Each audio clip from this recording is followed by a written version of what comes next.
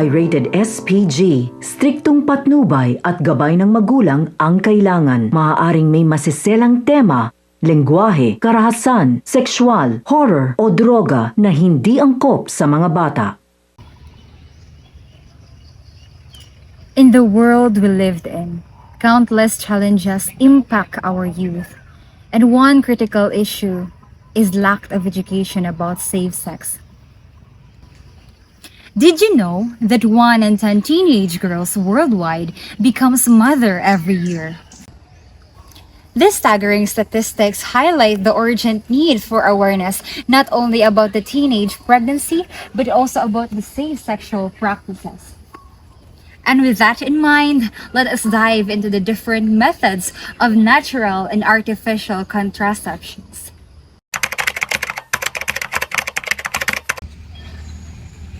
Natural contraception. So what exactly is a natural contraception? Well, these methods involve using the body's natural signals to prevent pregnancy without the use of hormonal methods or devices. It emphasizes understanding one's own cycle and recognizing fertile days, which can empower individuals to take control of their reproductive health. It might sound a bit tricky, but it's a great way to take control of our reproductive health if you're willing to stay committed, and these are the methods that we'll be exploring next. Fertility awareness is a natural way to understand a woman's reproductive cycle. This approach is often used by those who want to either achieve or avoid pregnancy without the use of artificial methods. Now, let's dive into 3 common fertility awareness methods.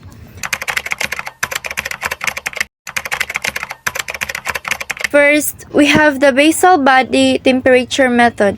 This involves taking your temperature every morning before getting out of bed. Right after ovulation, there's a slight increase in body temperature, which helps pinpoint fertile days.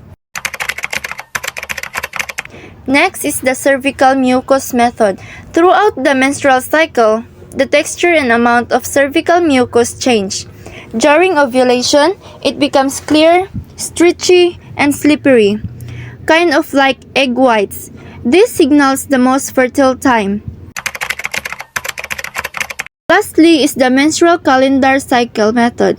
Involves tracking your periods over several months to predict ovulation. By marking the first day of each period and counting the days in between, you can estimate your fertile window. These methods require regular tracking and attention to detail, but can be effective in understanding your fertility patterns and planning accordingly. Coitus interruptus, commonly known as the withdrawal method. This involves the male partner withdrawing his penis from the vagina before ejaculation to prevent sperm from entering the uterus. While it's simple and doesn't require any devices, it demands precise timing and good communication between partners. The success of this method largely depends on the ability to consistently and correctly time the withdrawal, which can be challenging, especially for those who are inexperienced. With practice, it can be more effective, but it's still less reliable compared to other methods. Next, we have abstinence, the most effective method of preventing pregnancy and STIs. This involves refraining from any sexual activity. Some people practice periodic abstinence, where they avoid intercourse during the woman's fertile days. Identified throughout methods like tracking the menstrual cycle or monitoring physical signs of ovulation. This requires a good understanding of the body's signals and careful planning. Another natural method is the lactational amenorrhea method, or LAM, which is effective when a mother is exclusively breastfeeding her baby. This method works because breastfeeding suppresses the hormones that regulate ovulation. For LAM or lactational amenorrhea method to be effective, the baby should be less than 6 months old. The mother must be breastfeeding exclusively, no other food or formula, and she should not have had any menstrual periods since childbirth. This method provides a natural form of birth control, but its effectiveness decreases as the baby grows older and starts consuming other foods. Now that we've explored the various methods of natural contraception, do you realize how vital these approaches can be? Understanding how to effectively track and interpret your body's signals empowers you to make informed choices about your reproductive health.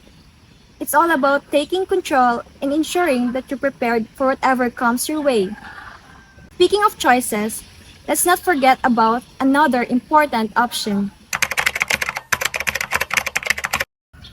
Artificial contraception. So this involves various methods designed to prevent pregnancy by using medical and mechanical means.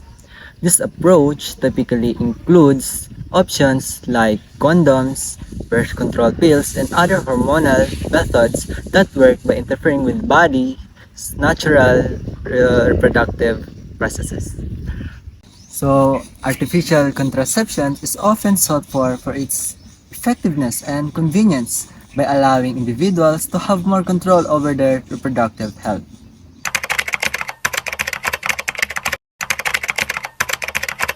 Barrier methods, which physically prevent sperm from reaching the egg. Condoms are one of the most commonly used barrier methods.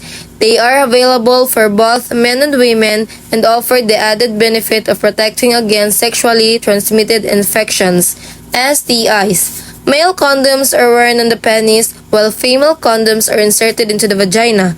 They are easy to use, widely available, and effective when used correctly. Other barrier methods include the diaphragm and cervical cup, which are both inserted into the vagina before intercourse to cover the cervix and block sperm from entering the uterus. These methods must be fitted by a healthcare provider to ensure proper placement.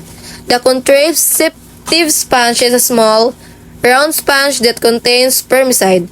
It's inserted into the vagina before sex and works by both blocking the cervix and releasing spermicide to kill sperm. Hormonal methods of contraception. Birth control pills are one of the most popular hormonal methods.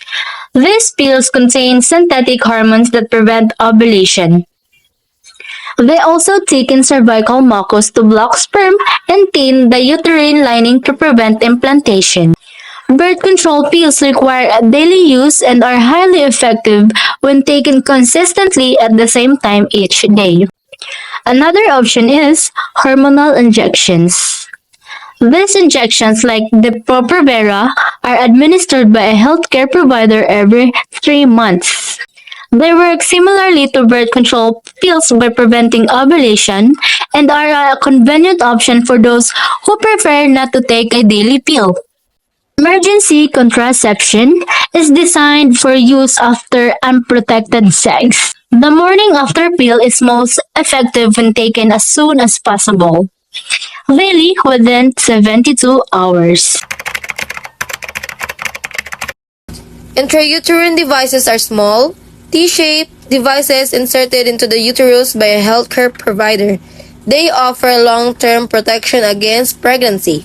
Copper IUDs are non-hormonal and can prevent pregnancy for up to 10 years.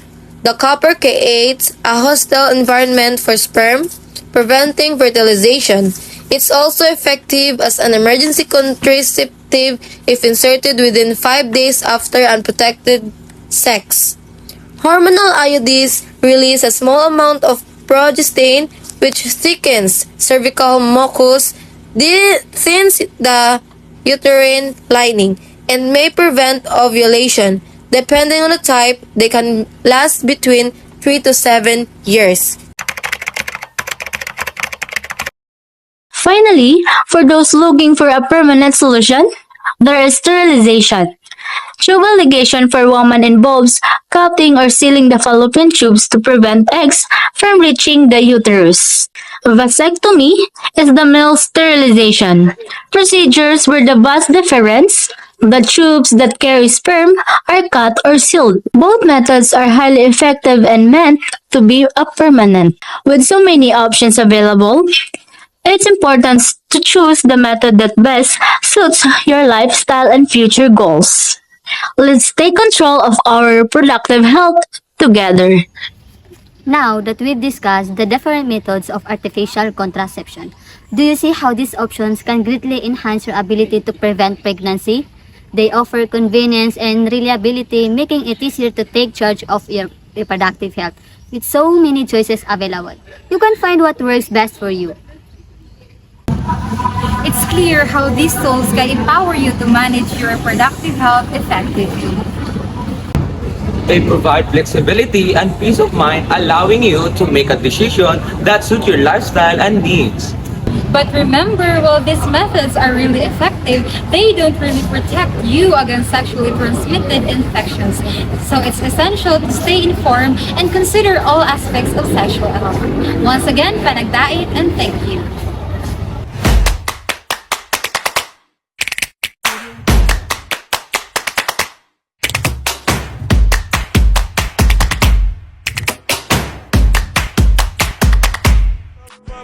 What it is, ho, what's up? Every good girl needs a little love. Every black boy needs a little love. If he put it down, I'ma pick it up, up, up. Hit him up. In the truck, got it tucked, he get it up. Pocket stuck all night. I like, you ain't gotta say it when you know it's on side. She got everything you want in a nice body ass fat.